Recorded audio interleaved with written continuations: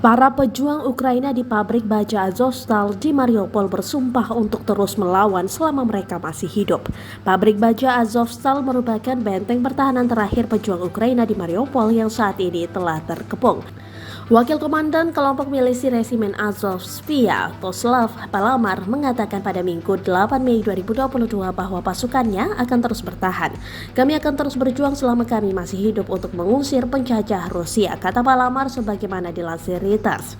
Dia juga memohon kepada masyarakat internasional untuk membantu mengevakuasi tentara yang terluka dari pabrik. Kami tidak punya banyak waktu, kami berada di bawah pengeboman hebat, sambung Palamar.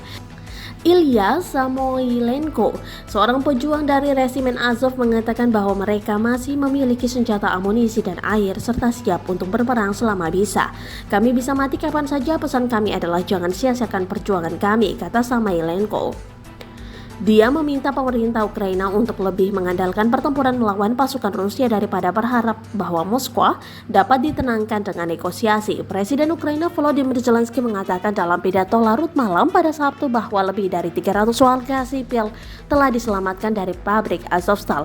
Zelensky menuturkan pihak berwenang sekarang akan fokus pada upaya untuk mengevakuasi yang terluka dan petugas medis.